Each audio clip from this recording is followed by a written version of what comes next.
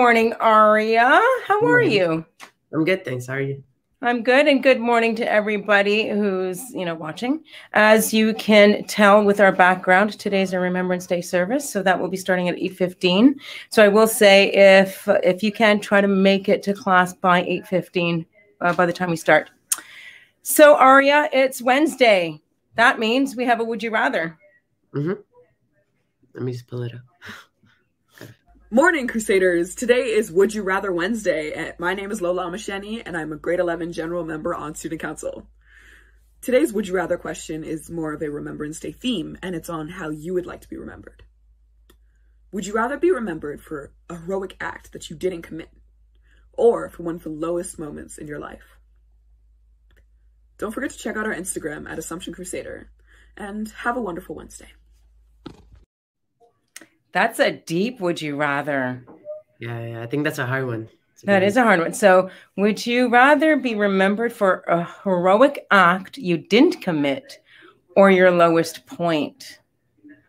I'm thinking, do you know which one you would rather, Aria?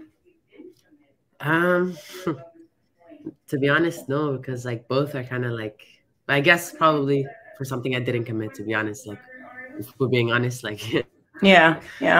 I wouldn't remember for that. Well, you might say, well, okay, of course she's going to say that she's the chaplain. I would say for my lowest points, because it's how we get back up from those lowest points. And people could probably relate to that. And it's about sharing our stories. So I would say maybe our lowest points, and then see how, wow, that was her low point, but yet it didn't keep her there. I think that would be my would you rather answer. So Aria, this is the last day.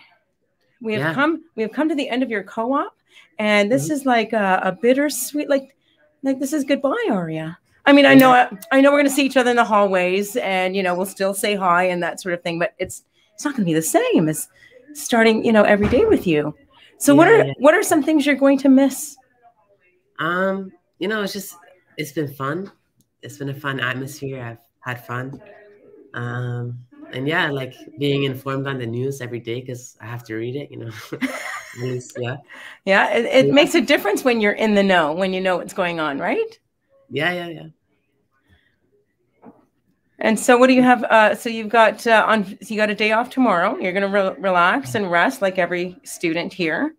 And then on Friday, what do you have? What will your day look like? What courses do you have on starting Friday? I think my period 1 will be math, and then religion after that, world religion. Okay, you're going to start the day with numbers and so your brain better be awake. Yeah. Because it's going to be numbers, and it's going to be solving all those problems, all those mathematical problems. Well, it was, I'll say it was fun. It was nice to have a co-host every morning to help, pull up videos and do things. Now it's going to be back to my shoulders. So if anyone is taking co-op in the next quad or, this year, and this might be something you want to do, come chat with me. I need the help. And so this is bittersweet. Oh, don't you have one final act to do? We do have one announcement before we start our Remembrance Day service. Yeah, I have an announcement. Spike ball. So today on All for Lunches, there will be a spike ball tournament on the backfield. Please make a team, join a team, and win some prizes. Everyone is welcome. What a great way to end the quad. So your athletic council is going to host or organize or have organized a fun day for you out there. And I think the weather's going to hold up. So Ari, this is goodbye. Yep. Take care. Have a lovely day. Thanks, you too. And remember to say hi to me when you see me in the hallway. Okay. Thank you. Okay. Take care, Aria. Bye. And I'd like to invite Mr. Inglis on screen. Mr. Inglis and I have been working hard on preparing this Remembrance Day ceremony for you. Morning, Miss. Good morning. Are we ready? I believe we are. I think the halls are just clearing. Okay. So if you could just please make your way to class before we begin.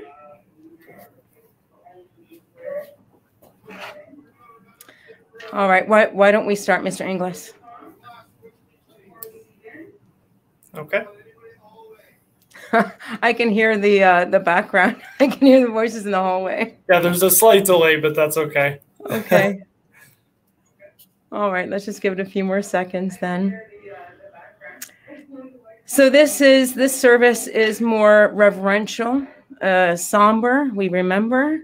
So please, let's get in the mindset of being in that space to honor the sacrifices. Let's get in the mindset of being in that space to honor the sacrifices.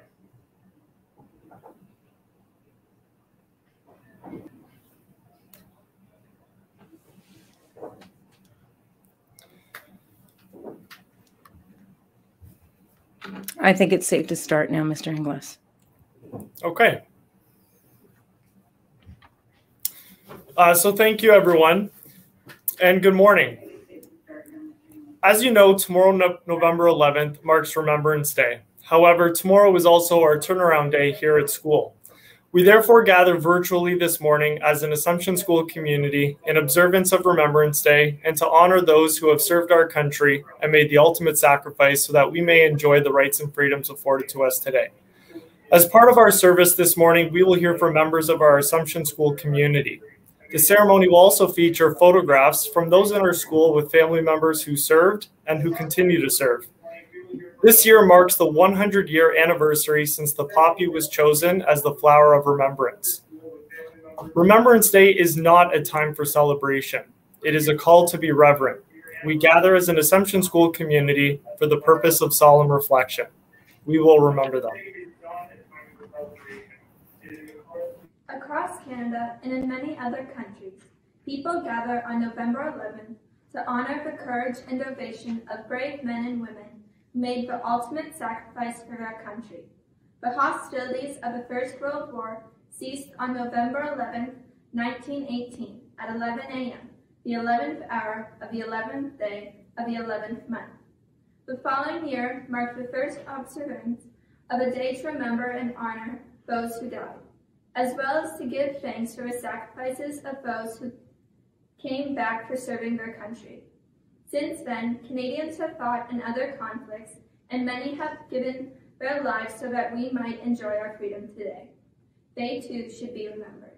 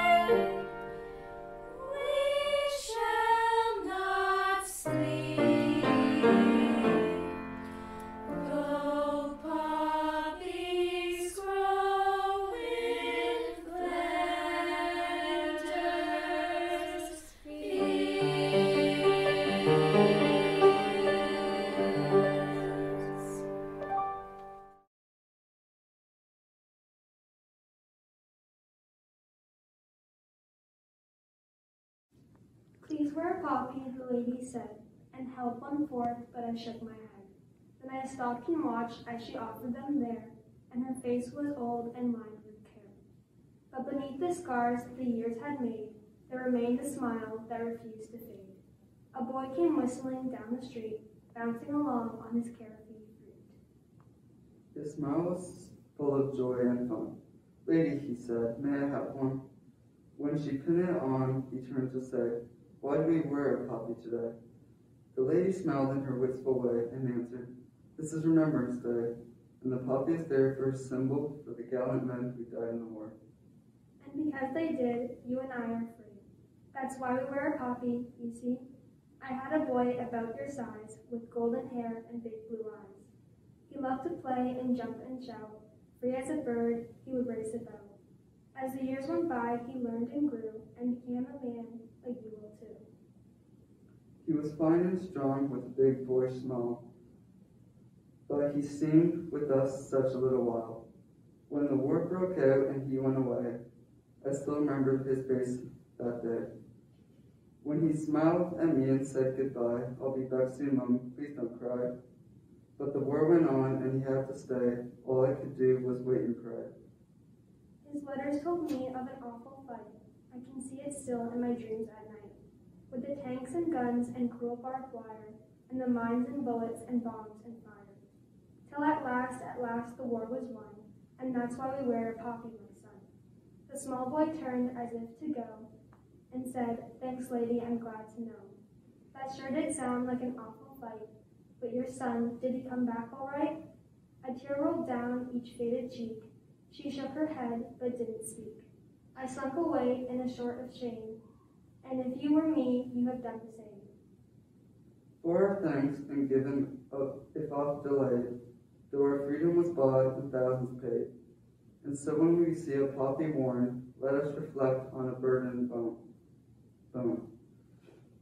By those who gave it their very all, when asked to answer by their country's call, that we at home in peace may live, then wear a poppy, remember and give.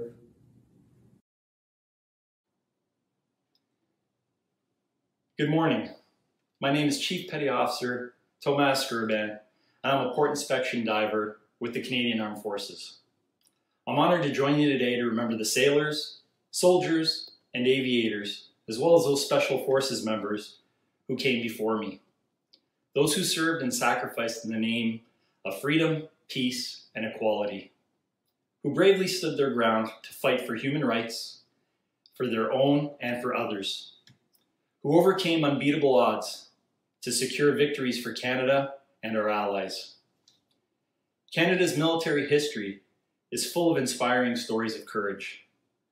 Many of its details are painful to recount, but we must learn lessons from our past, and we must never forget the people who battled tyranny and injustice to build a better future for all of us. People like Corporal Benjamin Miller, who left his Newfoundland home to join the fight for peace in Europe during the First World War. On July 1, 1916, he and his 800 comrades attacked German lines near the village of Beaumont-Hamel in France. He continued to press forward through barbed wires, bullets flying, while those around him fell. The next morning, only he and 67 other members of his regiment answered the call. 700 of his fellow troops have been injured or killed. All told, nearly 61,000 brave Canadians lost their lives in the Great War. But not all of those who wanted to join the cause were allowed to serve equally. Like most black men at the time, Corporal Samuel Reese had to fight for acceptance into the armed forces. It's true that in 1915 the government stated that people could not be turned away based on race, but many white volunteers still refused to fight alongside black soldiers. It was another 6 months before the No. 2 Construction Battalion was formed to allow black men to enlist in significant numbers. Corporal Reese and 600 black battalion members were segregated from their white counterparts and were given shovels instead of rifles. When they returned home, they did not get the full recognition that they deserved. We recognize their resilience and valor in the face of hate and discrimination. And we're reminded that we cannot relent in our fight against racism and injustice. During the Second World War, when the war broke out in 1939, many Canadians were still denied the right to fight for their country. Tommy Wong, a Chinese Canadian from Richmond, BC, tried to enlist in the Royal Canadian Air Force just 6 days after the war broke out. It would be another 2 years before he was allowed to join, following an attack at Pearl Harbor. He graduated top of his class during training, becoming the first Chinese Canadian to join the Royal Canadian Air Force. He eventually became an inspector in the Aeronautical Inspection Detachment. There he made sure the Air Force's aircraft were in top shape and well prepared to take over the enemy. Thousands of other Asian Canadians faced significant discrimination during the Second World War, both inside and outside of the military. But, undaunted, they served Canada bravely, breaking down barriers for future generations, helping to build a more accepting and inclusive Canadian Armed Forces that reflects our country's diversity. During the Korean War, just 5 years after the Second World War ended, many answered the call once again. Among them were roughly 700 Canadians who fought in many battles. Outnumbered but not outmatched, they helped defeat a force of 5,000 people with only 700 Canadians. While at the battle, Canadians in Korea also served in the air and at sea. In the skies, they destroyed enemy jet fighters and transported people and much-needed cargo. And on the water, sailors like Ted Jamieson, an Indigenous CAF member from the Six Nations of Upper Cayuga Band, helped patrol the coasts, disrupt enemy supplies, and conduct surveillance. Chief Petty Officer First Class Jamieson was an expert in anti-marine warfare. He was on board the HMCS Iroquois when it was attacked on October 2nd, 1952, an attack that led to the Royal Canadian Navy's only battle casualty during the war. He survived and came home to share his vast knowledge with others as a senior instructor at the artillery school in Halifax. Shortly after the Korean War, Canadian forces participated in the United Nations' first large-scale peacekeeping effort in response to the Suez Crisis. In the early 1990s, the Canadian Armed Forces would return to the Middle East, serving in the Gulf War. This marks the 30th anniversary at the end of that conflict. More than 4,000 Canadians served in the Persian Gulf region from 1990 to 1991, including Major Lynn Doucette, an air weapons controller from Ingonish Beach, Nova Scotia.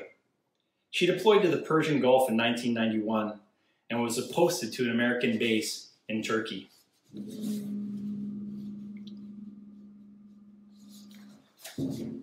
There she commanded a U.S. airborne warning and control system aircraft.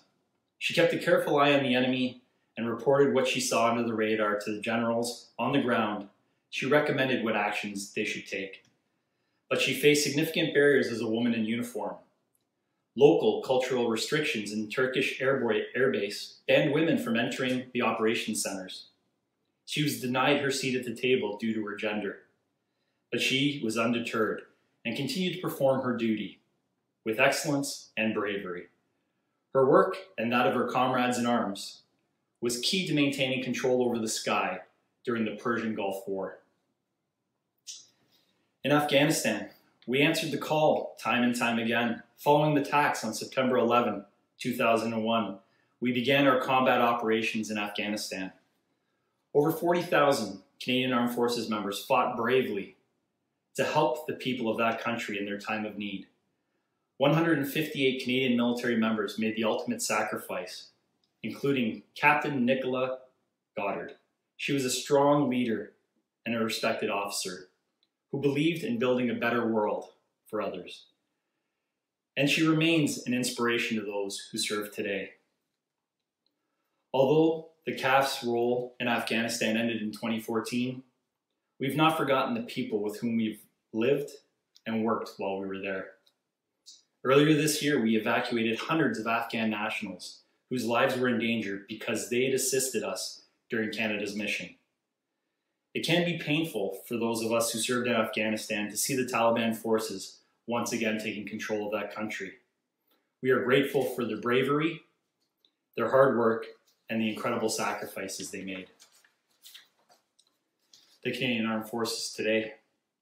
Right now, the Canadian Armed Forces members are working hard on the ground, in the air, and at sea to protect and defend our country and to support our allies across the globe. We take a lot of pride in being a reliable friend and in working together with others during our international operations. Here at home, we're honored to help out in our communities, big and small, across this country. Whether it's a natural disaster, a global pandemic, a threat to our Arctic shores, as members of the Canadian Armed Forces, we're ready to answer the call. I hope that you will take the time to reflect on the efforts of our Canadian Armed Forces members, both past and present. Not just today, but every day. Never forget their sacrifices in the time of peace and freedom, sacrifices that made Canada the country it is today. And remember that there are thousands of members who put their lives on the line in defense of our country, our people, and our Canadian values. Lest we forget. Thank you. They were young as we are young. They served, giving freely of themselves. To them we pledge, amid the winds of time, to carry their torch and never forget. We will remember them. We will now hear the last post and have a moment of silence.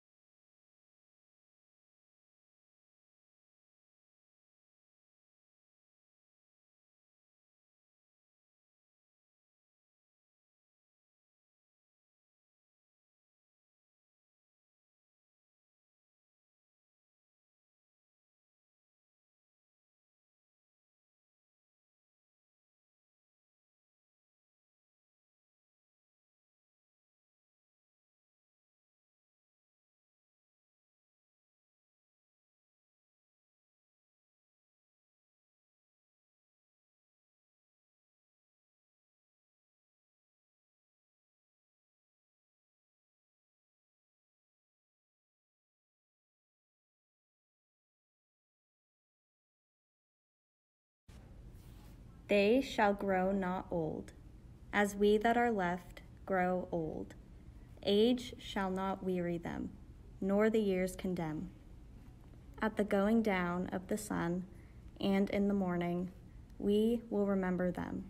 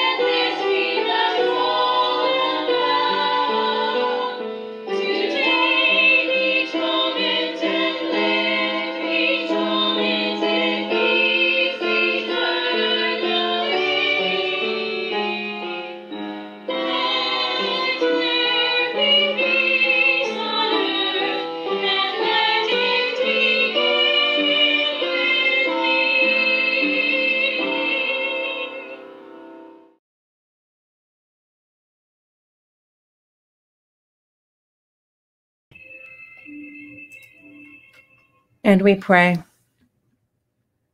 God of our past, present, and future, we have gathered as a people of hope. We hope for a future without war and a world that lives together in peace. In years past and in the present day, members of our armed forces have put their lives at risk for this hope, with some paying the ultimate cost. May what we do here today strengthen our resolve to work together so that this hope may be fulfilled. We make this prayer in the power of God's name. Our Lady of the Assumption, pray for us. Please stand for our national anthem.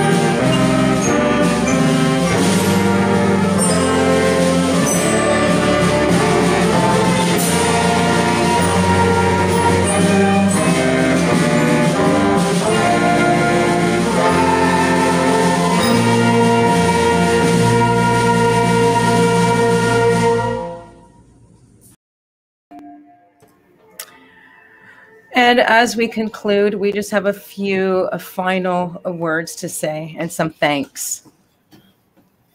So thank you, everybody, for being reverent during this Remembrance Day ceremony this morning. I do want to extend a thank you to a number of people. Remembrance Day ceremonies in schools are truly a school event that draw on the efforts of a variety of staff and students. And so I just want to take a moment to first off thank our student presenters, Lydia, Alina, Grace, Jacob, and Nicholas. Thank you for your contributions to our Remembrance Day ceremony this morning.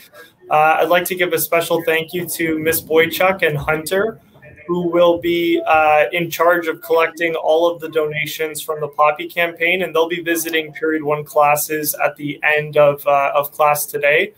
I'd also like to thank our office staff, especially Ms. Coles, and our administration team for all of their support and direction with our ceremony this morning. I'd like to thank those staff members who were able to contribute photographs for Remembrance Day ceremony of their family members.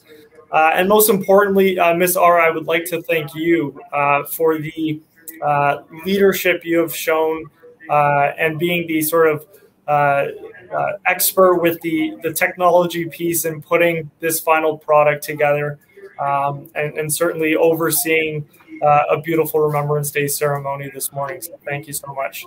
And thank you to you, Mr. Inglis, for your leadership and the collaboration in putting this together. I'd like to thank Mrs. LaFerrier's vocal class from a few years ago. I know there are probably some students who are still here from that class.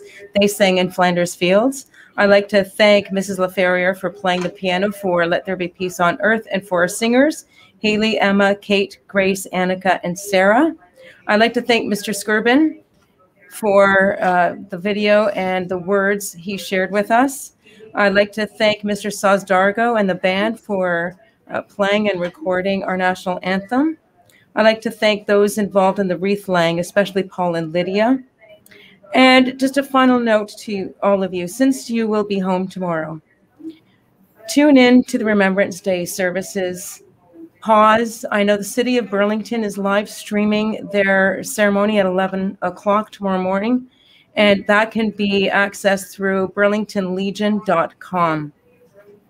So this concludes our service. Thank you very much, and have a great day, everyone.